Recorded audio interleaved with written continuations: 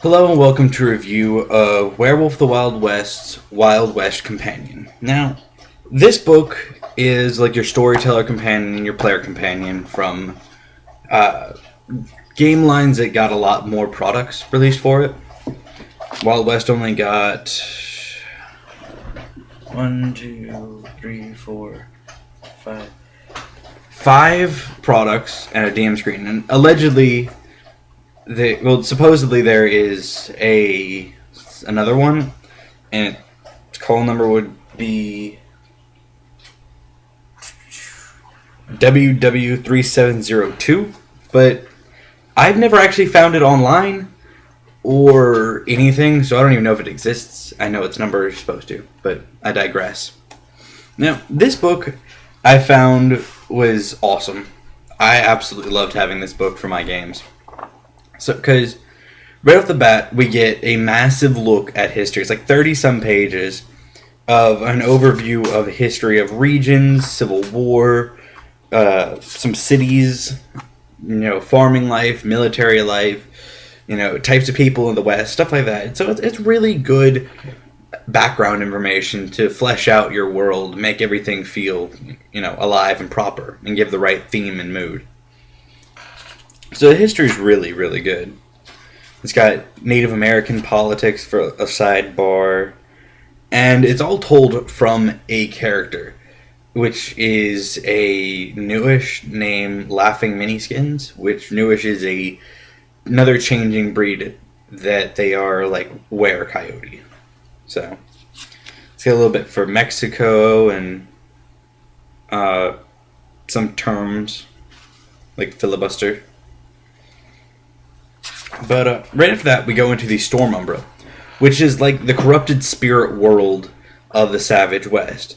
And it goes into more detail than it did in the book, the core book.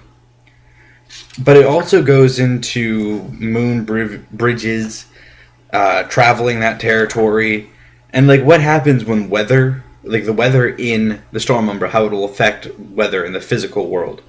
So, if you ever wanted to run a game that really had the Storm Umbra as a frontal force, if you actually managed to get a game where, your players would actually do anything there and not get massacred by some spirit roaming the Storm Umbra, it's really helpful. It goes into more information on the Storm Eater, just all types of weather that happens, like tornadoes, firestorms, blizzards, fog, shit like that.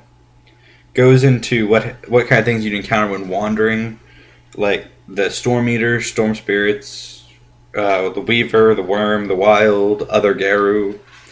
So it's pretty cool. Then it goes into a section that I found probably the most useful all around. I can't actually read this. This is the one problem with Wild West books. It's damn near impossible to read character things. What it actually says is fleshed out character, I believe. I think that's what it is. It is, yeah, the fleshed out character. And it's really hard to read. But it goes into things like merits and flaws, which I'm a big proponent of. Whenever I game, I've put a cap on it of only about 7 points, unless you need more and you can make a very elaborate story for it. Like I had one guy who made a story. He took more than I normally allow. That's because his merits and flaws stated that he was a ward, which means that he could not let harm come to said person. But he was also hunted by said person, who was actually his like adopted sister through a whole background and everything. And his sister was not affected by delirium, because of she had a high enough willpower. So it made for a very interesting background. Now, unfortunately, we didn't get to play that character too much before he had to move, but it was still a really cool, background. And that's what these things are for. These merits and flaws are so that you can flesh out your character, make a very interesting background that also has game mechanics attached to it. And it's got, codes of honor. That's a merit. It's a 1-point merit. We get psychological merits and flaws, mental, awareness, aptitude, Supernatural, Garu ties. So if you're like kinfolk or some shit like that, or you're starting in a game that's already started up, physical, and that I always enjoyed the merits and flaws. Next, we move into an expanded list of gifts for your homins, your metis, and your lupus. Then all your auspices get at least one. I think minimum is like 2. Looks like, yeah, the Philodox only got 2. And I mean, some of these are really cool. Some of them less than useful all the time, but they're all still pretty fun to read. We get an expanded list of tribal gifts. And my god, if you stack all of these books together, because this one's got gifts, Frontier Secrets I think has some, Ghost Town I think has a couple, and then Tales from the Trails, Mexico I think has some too. And then something that can be a little bit difficult. Some players don't like to use them, some do. I personally enjoyed it because I was introduced to World of Darkness through Vampire the Masquerade, which had clan weaknesses. And I thought they were really cool. So when I found that you get tribal weaknesses in Werewolf, I was really happy about it. Some of these are a little bit more severe, though. So we get one for the Black Furies, the Bone Gnars, Children of Gaia. We get one for all of them. But personally, my favorite one is the Get of Fenris. And let me see if I can find it. Oh, yeah. Clan weakness. I mean, tribal weakness. Compromise. You hate compromise, seeing it as a clever monkey tactic for those too weak to get their own way for any purely Garu manner, tooth and claw.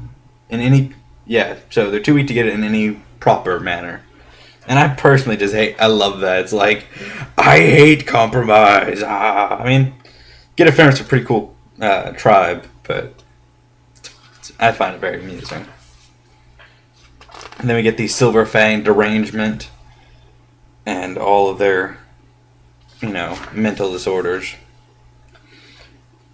And then we get personality archetypes, which, just help flesh out your, sorry, something in my eye. Which allows you to flesh out your character and can give some benefits like Deputy. But, there's flavor text within. Regain willpower whenever you complete a difficult task and someone else takes the credit. So, I mean, there are also little jabs at Western, but I find it very, very, helpful in making your character. And there's a lot of them. There is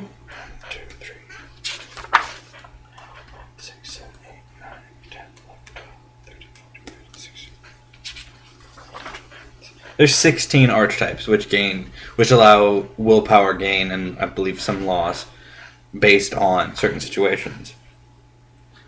Then we go into a well-armed storyteller chapter, which details more things like Stormborn, which are twisted spirit abomination type things, ill winds. Then we get some monsters. We get the fierce ones.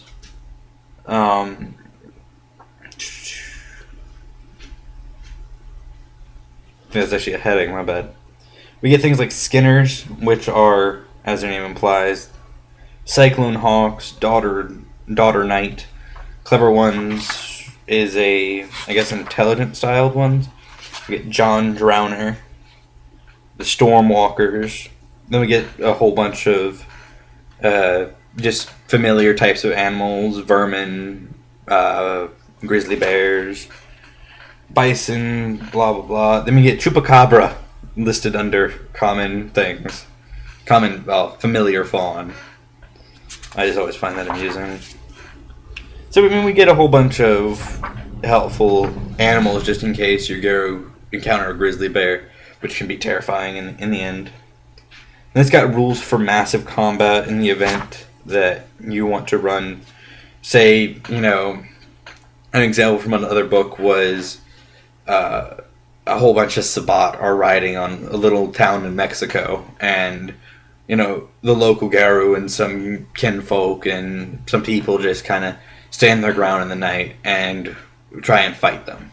So, I mean, that's a situation where you'd need mass combat unless you want to run, like 20 versus, 50. I mean, come on.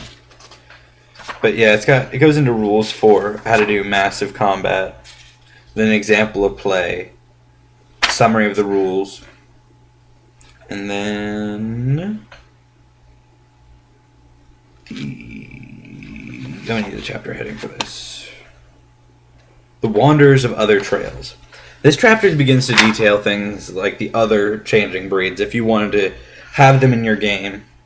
I don't think they're too fleshed out enough. Oh yeah, they are. Sorry. Yeah.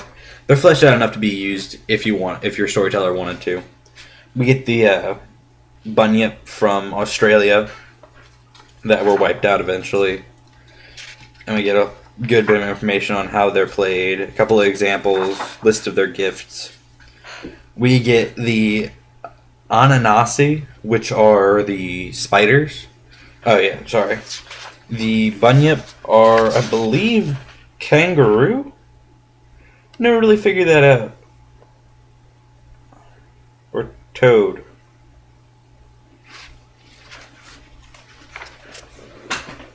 That's what they look like. So, then we get the Ananasi, which are spiders. And I think they were wiped out eventually too. They're pretty interesting. I'd use them more for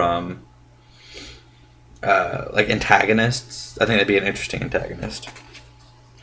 We get all their stuff, stereotypes. The Goral, which are werebears.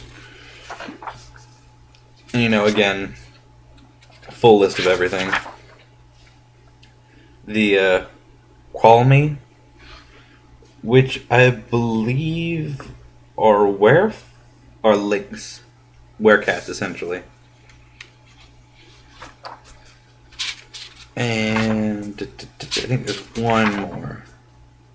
Yes, the Cascara are the abominations. I believe that's the ones that are. I can't remember. I think that's the one that are part vampire. Yeah, they're half werewolf, half vampire, and they're hated by both. It's got rules for playing them, and recommends that you probably shouldn't. Then the lost tribe, the Los Infelizos, the wretched ones, also called Los Penetes, and the bastards, and their history and everything like that, and how they don't have enough information. They don't have a lot of information, but I guess you probably just use Garu stats normally. So overall, if you're running a Werewolf Wild West game, I strongly recommend this book. I thought this book was awesome for it, and very helpful. But until next time, have a good one.